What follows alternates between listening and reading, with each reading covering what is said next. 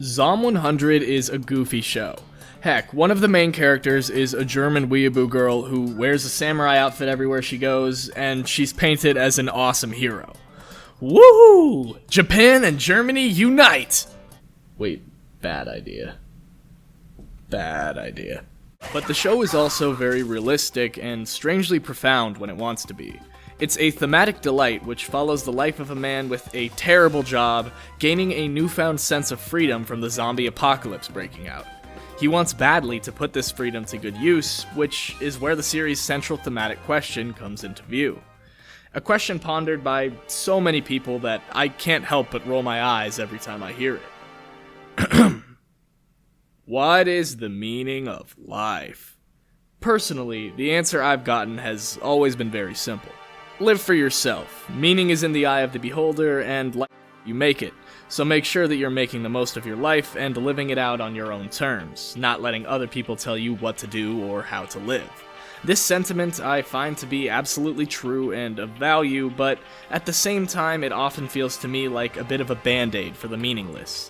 It's simple and digestible enough to easily understand, and is a vague and acceptable enough solution to get your mind off of these intimidating existential questions so you can return to being a functional, happy person.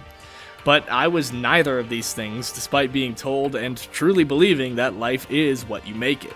Because while that's all well and good, the massive question still remains. What should I make it? While I could merely give you another vague and simple answer like, whatever you want to, everyone is different and has their own path, I won't, because the reality is, this shit is complicated, and Zom 100 understands this. The meaning of life is not a simple question to answer, and the fact that it's so cliched and exposed so often to the youth exacerbates this fact. These band-aid answers are given to people when they are young and exploring these concepts with no real sense of what they want their meaning to be. Often later in life, people start to look into spirituality and finding their faith, because I believe not having an underlying, consciously accessible sense of purpose can cause a great deal of burden, with many people not even realizing it. And that's how I was as a young teenager getting into anime during I can't say this word. Hit, and in some ways felt like a mini zombie apocalypse, the way everything suddenly shut down and how I was suddenly free from all responsibilities for the most part. Ironically though, this alone time broke me, and it was easily the most miserable time of my life, despite the absence of the school system which I loathed. I was very much aware that life was what I made it, and the power was in my hands to give myself meaning, but I had no idea what I liked or wanted to do, and was paralyzed to even try. Akira from Zom 100, however, faced no such struggles, and began taking on the free world right away. After tagging along with his Type A dark feminine love interest, Shizuka, and the perpetually nude creature who can slurp noodles up his butt they call Kencho, he is ready to take on the world. Well, not exactly. It's a bit more complicated than that. In fact, maybe my favorite thing about Zom 100 is how much it expands upon this theme of taking your life into your own hands in just 12 short episodes. As the zombie apocalypse breaks out, our brilliant main character realizes that this is like lateral at worst from how his life was before as an employee at a Japanese advertising company. He realizes that he doesn't have to go to work anymore and has a real shot at freedom. So he gets to work right away on a list of 100 things he wants to do before becoming a zombie, instantly chasing after them. I, for example, had a list of about 100 anime I wanted to watch during my free time, but I never had the energy to even really approach it. But this is what makes Akira so special. He's optimistic and energetic enough to actually act on these plans. His choice of writing a bucket list has always seemed important to me. Bucket lists are somewhat counterintuitive to living a quote-unquote existential life, as the very existence of them places a great deal of emphasis on death and the future as opposed to the present. This makes a lot of sense for Akira though, because he is shown from the beginning to be a highly goal-oriented go-getter of a person. He always wants a dream to chase and sees the sky as the limit. For now though, he's still looking for a new, big dream he can truly call his own. This is an especially tricky problem because he's already achieved his former long-term goal of working for an advertising company, but it was not at all satisfying. It's just what society guided his passions towards, and it utterly failed him.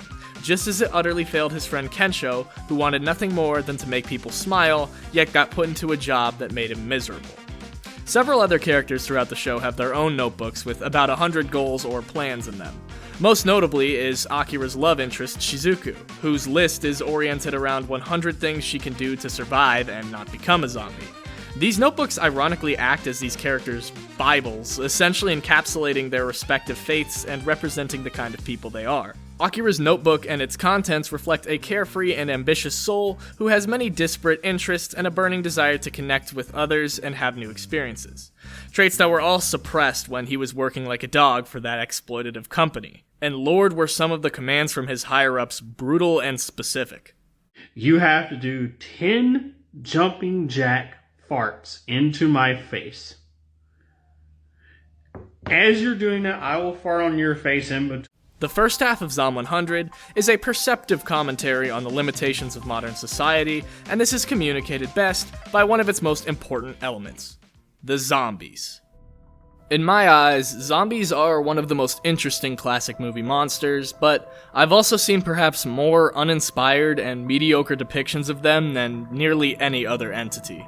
They can represent undying concepts that simply refuse to be swept under the rug and forgotten, but they can also represent the overwhelming brute force provided by the power of numbers. Or they can represent mob mentality, moral corruption, body horror, soullessness, and perhaps most prominently here, being incapable of higher thought and acting strictly on primitive desires.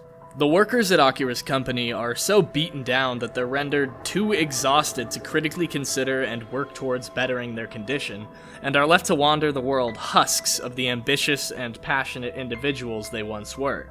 This makes them essentially zombies, and while this is far from the first series to make a comparison between zombies and exploited workers, it has probably my favorite depiction of them. The pilot to Zom 100 is a straight-up directorial masterpiece, in my opinion, and utilizes smash cuts, POV shots, time lapses, black and white scenes, and stellar voice acting performances to truly immerse you in the daily struggle of Akira and his colleagues. It is very obviously critical of the Japanese work culture, but that's not all that it's critical of. An interesting shot from the opening of Zom 100 shows the evolution of man from chimp to Neanderthal to human to zombie, implying that in some sense society, or at least this society, has developed to the point of its own citizens' detriment.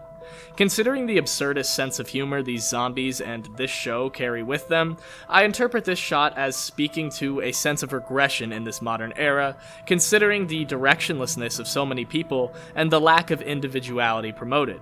This opening also has the classic "I'm 14 and this is deep" imagery of zombies, like, totally not being able to pull themselves away from their phones, man.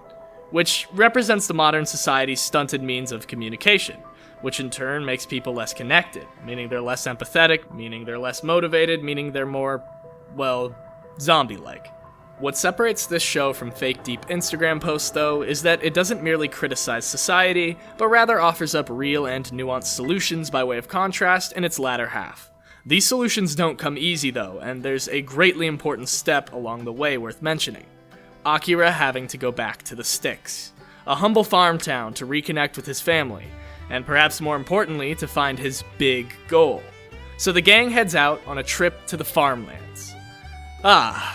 So, NMA Nation, it's time we finally get into the second half of this series and discuss Episode 7.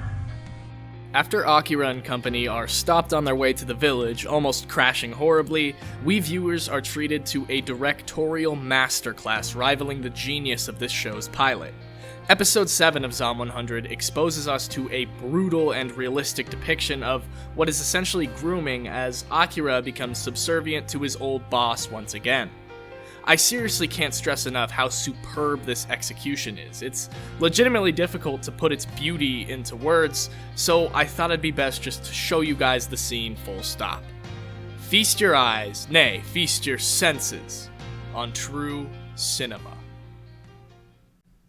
Alright, so I couldn't actually put the scene with audio because copyright got me, so the best I can do, you guys, is me and my friends' Zom 100 inspired pseudo reenactment. Hopefully the beauty still carries across.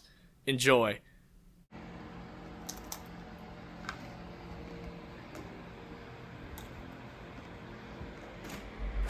Akira. You lazy shit. Your life isn't going nowhere. Go clean my floors. Okay. One of this episode's biggest strengths is the directing of it and how well it sells the emotions of being in such a situation. But thematically, it is also a major turning point for our characters, especially Akira. No. Use this. See, I've mentioned that in many ways, the show is about searching for meaning in life, and I also mentioned that this is an incredibly challenging, frustrating, and difficult task. Episode 7 offers a very tempting conclusion for many. Simply let somebody else worry about it. Protecting Akira from the hordes of zombies and the challenge of finding meaning is his cruel supervisor from back in his exploitative company days.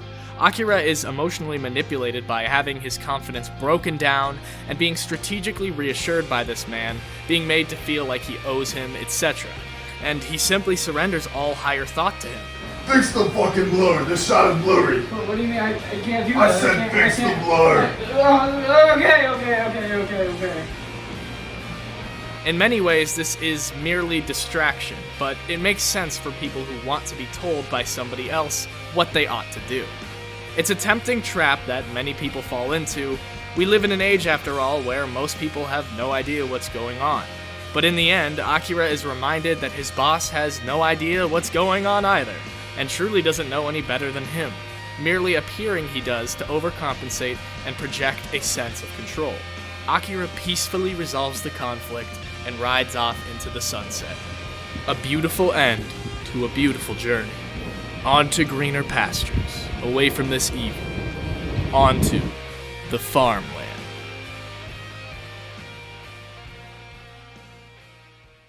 Unfortunately, even in these farmlands, there are wrongdoers among them. An evil head-ass by the name of Higurashi, as well as his lackeys Umineko, Seconia, and Doki Doki Literature Club, want to tear down this quaint town to live out some sick revenge fantasy prophesized by their own 100-item notebook Bible. Being a greatly empathetic and understanding series, Zom 100 is generally heavily critical of society as opposed to its human antagonists, but this doesn't mean that there's not still a huge emphasis on self-improvement and accountability for your own actions. The villains of this arc are all people who society has, quote-unquote, failed, but in reality it's their own stubbornness and short-sightedness which set them down the path they're on.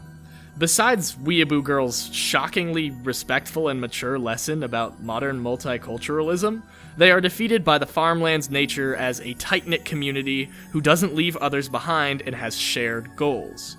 Hell, even Shizuka begins adopting this philosophy and has her own little academic justification for it.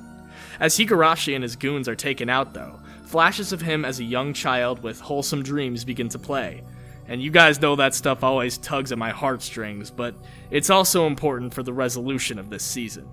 See, while all this wackiness is going down, with all these crazy moments happening, Kencho's naked and covered in poop now, it's just nuts. But Akira is still on his mission to find that big goal.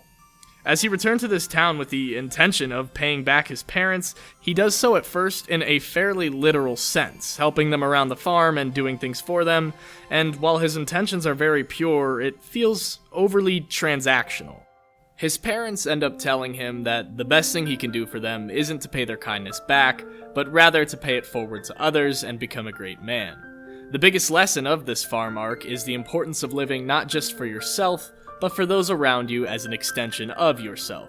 A beautiful shifting of themes from the simple original idea of freedom and existentialism. These factors culminate into Akira finally finding his big goal. He's going to save the world, cure the zombie virus, and ostensibly help rebuild a better society with his newfound perspective. Pretty ambitious stuff. Akira learns the pros and cons of modern as well as more traditional societies. He learns the value of having his own dreams, but also the value of being emotionally invested in the dreams of others. He finds a grander goal in life, but never loses sight of the importance of the journey. He exercises his freedom to the highest extent, but learns through Shizuka that it's important to practice restraint at times, and in episode 7, he casts aside his desire to delegate all those big, scary ideas and problems to another person and let them run his life. It's all of these very adult and gray lessons he comes across that make him an aspirational character for me. But what's more important is the fact that he never loses sight of the things he believed in as a kid. That stupidly naive, ridiculously optimistic, wannabe superhero lives on, and as he finally secures his big goal of saving the world, he shows that he will always hang on to this childlike sense of wonder and adventure forever. And I think that's my biggest takeaway from this series. You have to keep that young, dreamer version of you alive and stay in touch with who you are and what you want at your core. Society and the people around you may try to grow you up in a certain direction, but most of those adult lifestyles will never truly make you happy. Maintaining some childishness doesn't mean you should stop pondering and improving your life's direction and meaning, but it can be very beneficial to try to have a sense of awe and wonder concerning your opportunity to live life. No matter how grim the world gets, you should keep making the same joke over and over and over again, and then throw in a poop joke and maybe a hemorrhoid joke or something. It should be emphasized that this show was really damn funny, upbeat, absurd, and at times childish. But that doesn't make it ring any less true and meaningful to me. If you guys made it to the end of this video, thank you so much, it means the world to me. And hey, if you liked it, maybe consider dropping a like and a subscribe just because it helps so much. But I also want to give a huge thank you to my patrons, B, Some Goon, Hermit's Nook, Trey, Funky Boy Haas, Karta, and Artemis Locke. Thank you guys all so much and have an awesome day. I have to figure things out for myself. Yeah, you do. Thank you.